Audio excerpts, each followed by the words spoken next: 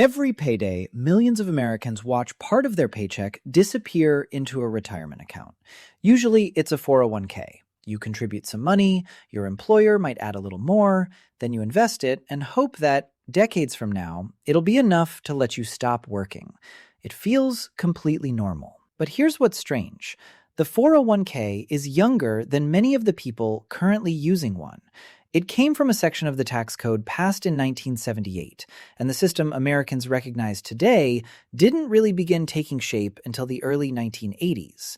So what happened before that? How did people retire without employer matches, index funds, retirement calculators, or online brokerage accounts? Well, most of them didn't. For much of American history, retirement wasn't considered a normal phase of life.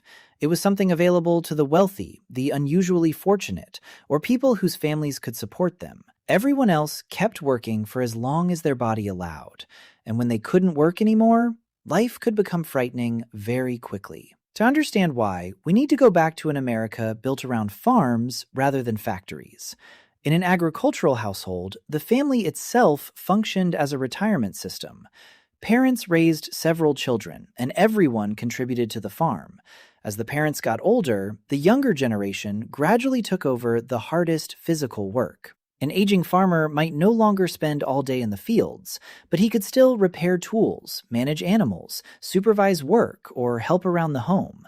The system wasn't always comfortable or fair, but it offered something important: a place for older people inside the family economy.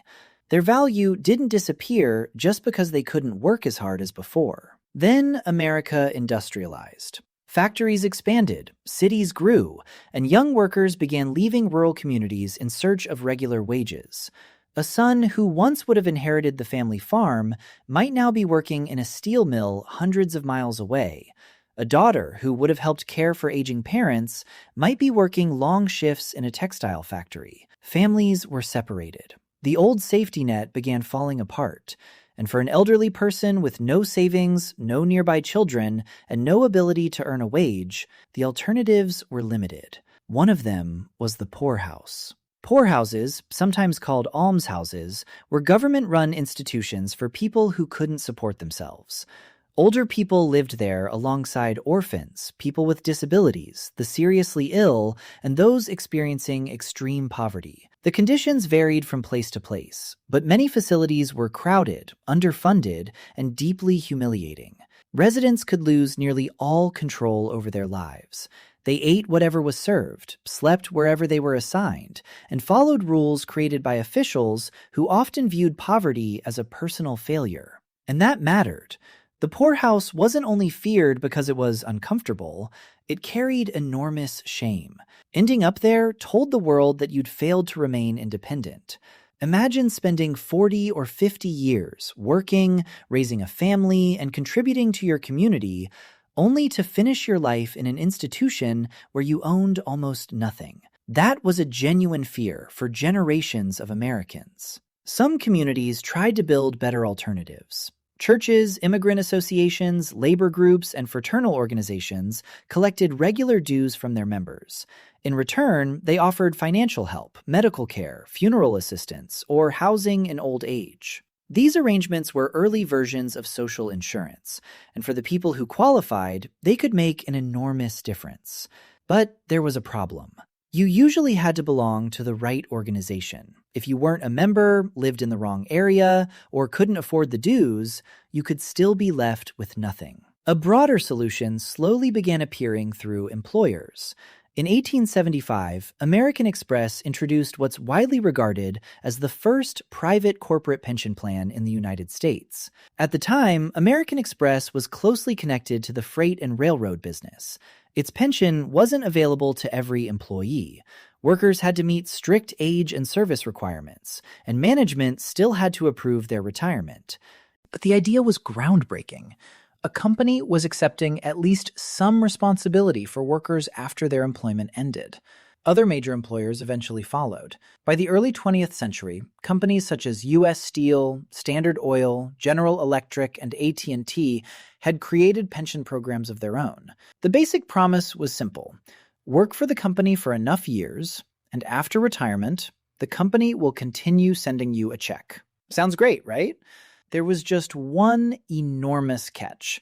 A promise isn't the same thing as money in the bank. Early pension plans had weak legal protections. Employers weren't always required to reserve enough money for future retirees. A company could make generous promises today while leaving tomorrow's executives to figure out how to pay for them. And if the business failed, workers could lose the retirement income they'd spent decades expecting. Still, even an unreliable pension was more than most Americans had.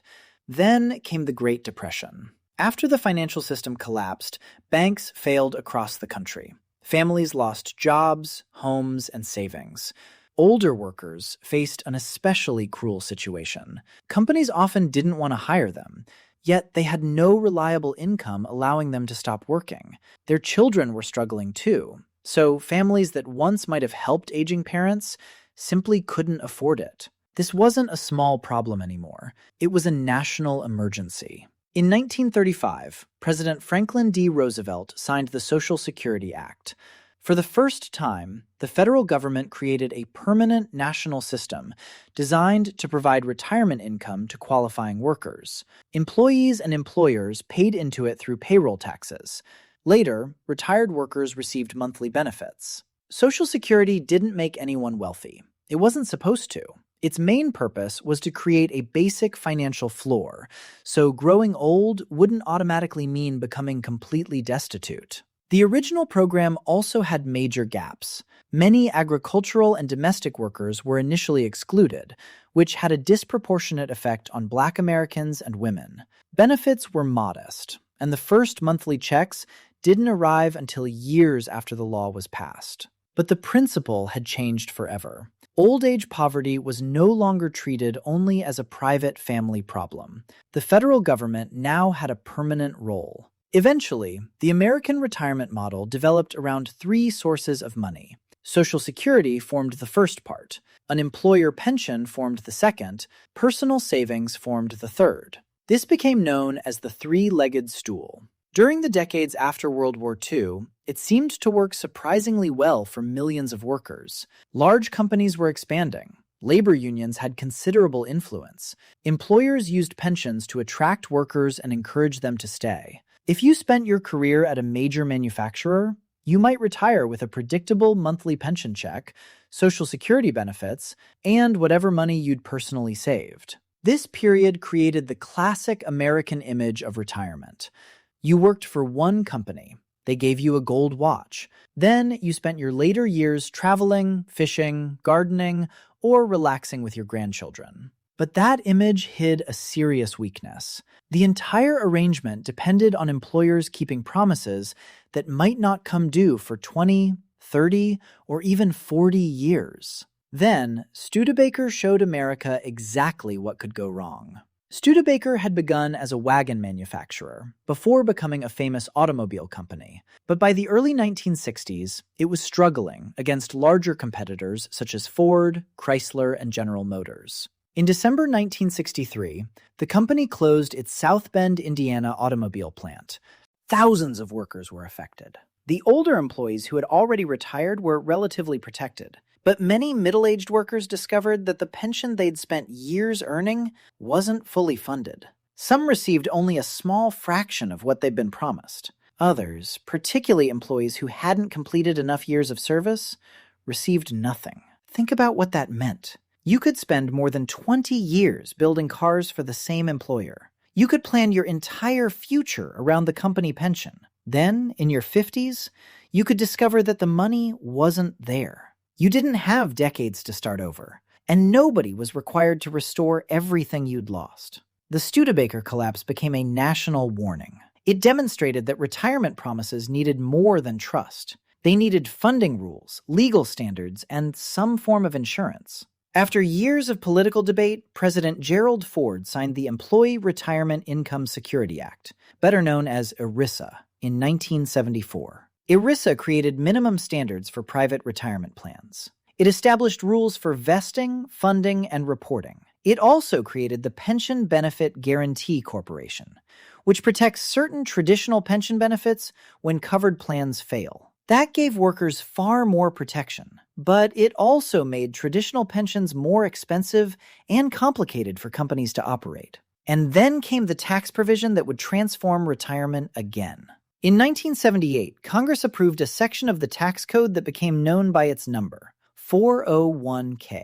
It wasn't originally presented as a grand replacement for the American pension system, but benefits consultant Ted Benna recognized that the provision could allow employees to direct part of their salary into a tax-advantaged account. Employers could also contribute. Other companies noticed. During the 1980s and 1990s, 401k plans spread rapidly. At the same time, many employers moved away from traditional pensions, and that changed who carried the risk. With a traditional pension, the company generally promises a particular benefit. The employer is responsible for funding the plan and managing its investments.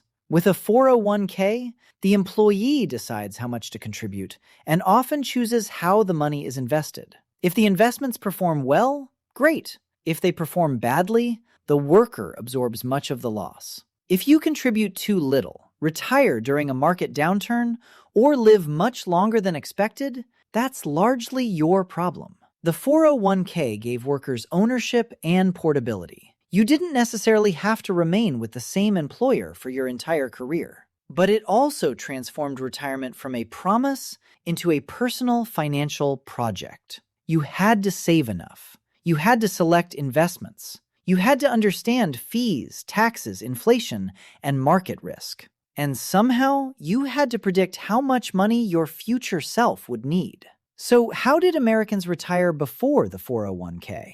First, they depended on their families. Then, some relied on charities, community organizations, and early employer pensions. After the Great Depression, Social Security created a national foundation. And during the post-war period, company pensions provided security for a significant share of the workforce. The 401k didn't invent retirement. It changed who was responsible for making retirement work. For earlier generations, the risk often sat with the family, the employer, or the government. Today, much more of that risk sits with you.